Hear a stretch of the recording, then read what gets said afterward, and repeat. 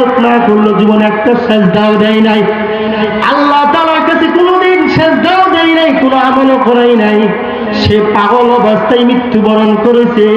কালকে আমাদের ময়দানে ওই সন্তান আল্লাহ তাআলার কাছে আরজি পেশ করবে, আল্লাহ ও আল্লাহ,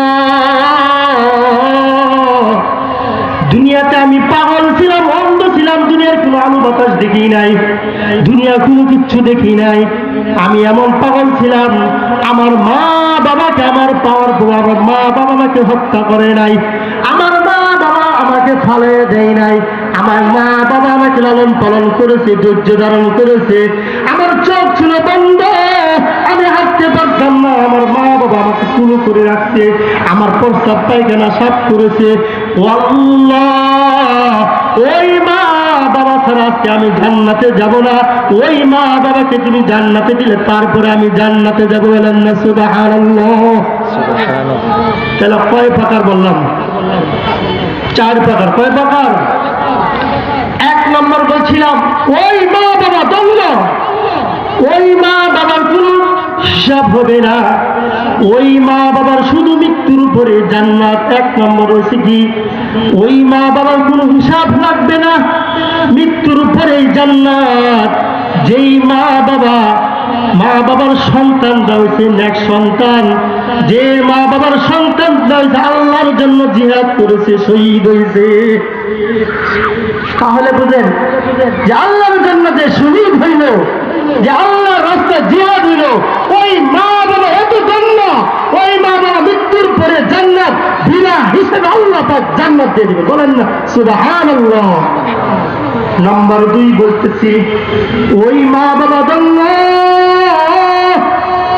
ওই নয়নপুরবাসী যুবক ভাইরা, ও মা ভালো করে শুনেন, ওই মা জন্য যার সন্তান কোরআনের হাফেজ হয়, যার সন্তান কোরআনের হাফেজ হয়, আলেম হয়, ওই মা বাবার জন্য,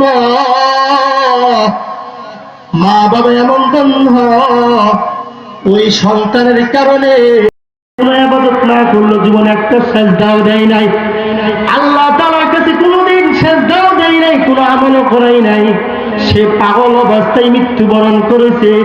কালকে আমাদের ময়দানে ওই সন্তান আল্লাহ তাআলার কাছে আরজি পেশ করবে, আল্লাহ ও আল্লাহ,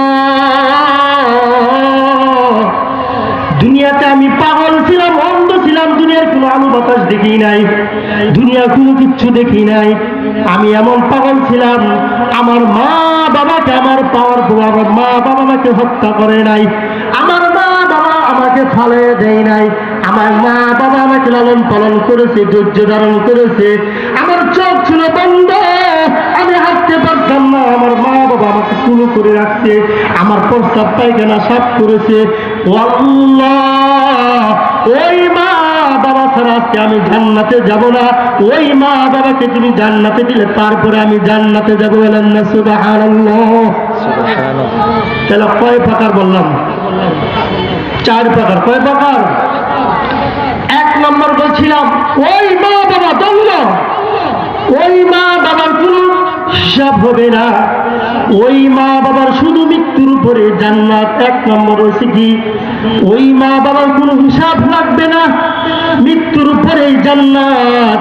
যেই মা বাবার সন্তানরা হয়েছে নেক সন্তান, যে মা বাবার সন্তানরা হয়েছে আল্লাহর জন্য জিহাদ করেছে, শহীদ হয়েছে।